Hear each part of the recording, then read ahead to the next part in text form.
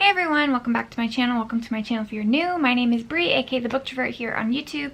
Today I'm very excited. I have the August, July, really Bree? I have the August Book of the Month picks that we are going to go over and figure out what we're getting for August. I am going to give a disclaimer.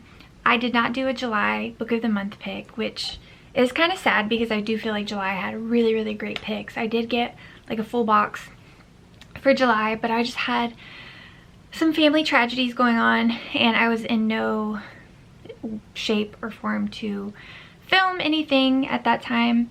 But moving forward, everything should be fine.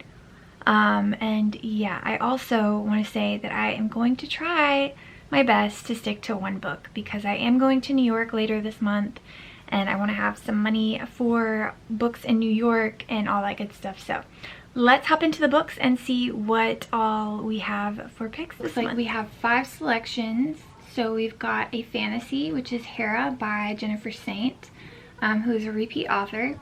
We also have a thriller, Like Mother, Like Daughter by Kimberly McCreight, which is another repeat author.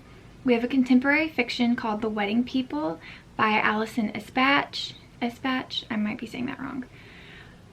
We have a romance called The Pairing by Casey McQuiston, which is another repeat author. And we have a debut, which is called 5-Star Stranger by Kat Tang. This is a literary fiction. And as always, before I go into the picks, I'm going to show you the member faves in case you're not interested in any of the picks. They do allow you to pick a member fave from a previous month. So it looks like we've got First Lie Wins by Ashley Elston, a thriller. How to End a Love Story by Yuling Kwong, a romance, also a debut. Malibu Rising by Taylor Jenkins Reid. This was a Book of the Year finalist and is a historical fiction. The Death of Vivek Oji, a literary fiction by Akwake Emezi. And then Dragon Fruit by Makia Lusher, which is a young adult.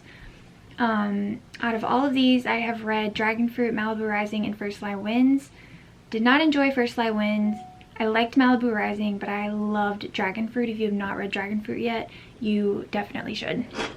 Okay, let's go ahead and get into the picks. So, the first one here is called Hera by Jennifer Saint. In this epic Greek retelling that interrogates power and patriarchy, an oft-maligned goddess is recast in a new light. Good to knows are it's emotional, feminist, salacious, and based on a classic. And here's the synopsis, and you can pause to read if you'd like. Content warnings: this book contains scenes that depict sexual assault. Then we have Like Mother, Like Daughter by oh my goodness, I have the hiccups. Like Mother, Like Daughter by Kimberly McCreight. When her mother abruptly goes missing, a college student must quickly piece together the mystery left in her wake.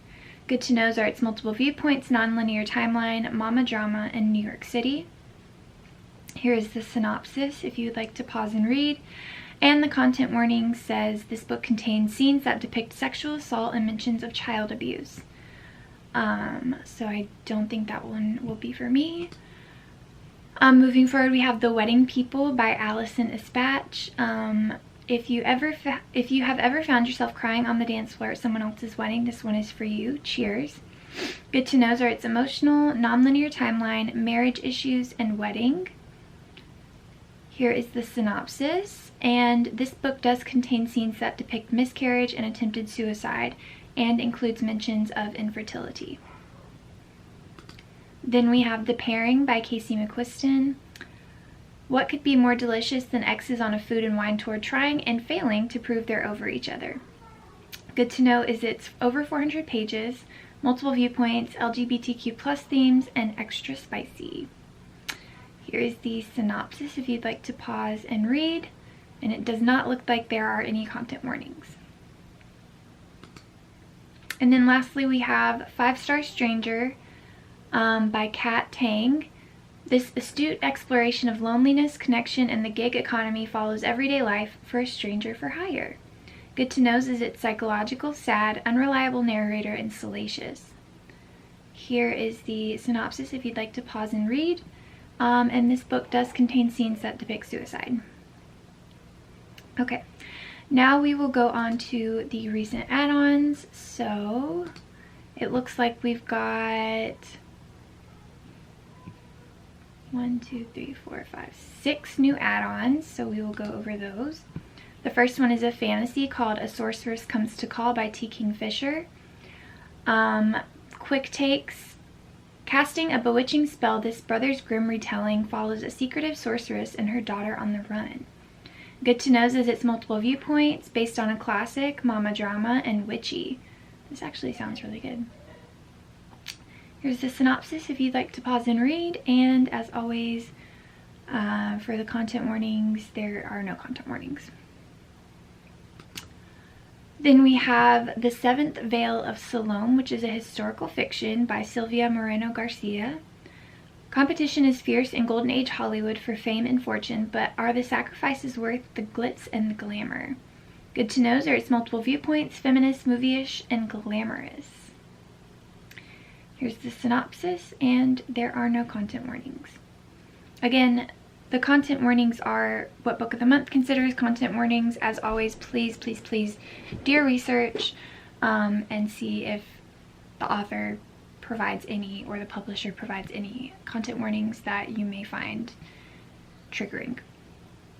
Then we have The Days I Loved You Most, which is a contemporary fiction by Amy Neff. Elegiac but ultimately life-affirming, a devoted couple near the end of their lives grapple with the past and legacy.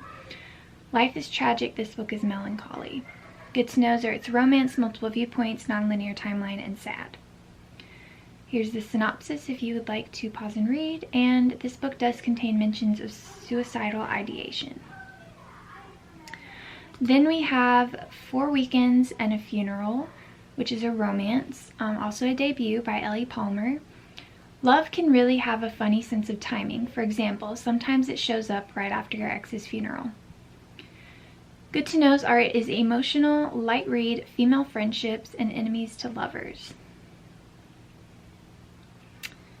Here is the synopsis, and it doesn't look like there are any trigger warnings according to Book of the Month.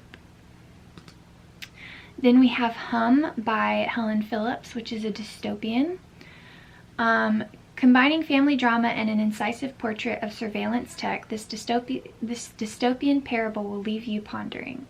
Good to Knows are its family drama, creepy, salacious, and tech world. Here is the synopsis, and it doesn't look like there are any trigger warnings or content warnings. And then lastly, we have Happy All the Time by Lori Colwin, which is a literary fiction. Through boredom, jealousy, estrangement, and all life's other pitfalls, 2 young couples learn that love finds a way. Good to Knows are its romance, light read, LOL, in New York City. Here's the synopsis, and it doesn't look like there's any content warnings. I actually just got in my last book Family Happiness, which I think these are older Book of the Month books, but don't quote me on that. Okay, so now that we know what our August picks are and we know what our new and recent add-ons are, I'm going to go and try to figure out which books sound most interesting to me, and then I will come back and we will add it to the box and purchase it. I think I know what I'm going to go with. I think I'm going to end up choosing The Wedding People. I've heard really, really good reviews about this. It sounds really interesting. So yeah, we're going to make The Wedding People my book of the month. And then as for add-ons, I don't think I'm going to get any add-ons this month. I am really interested in The Days I Love You Most, Hum, and A Sorceress Comes to Call. But I think I'm going to get those from the library. Try to be good, use my library. I do use my library, but yeah. I think that is going to be my book of the month pick. So we are getting The Wedding People by Allison Espat.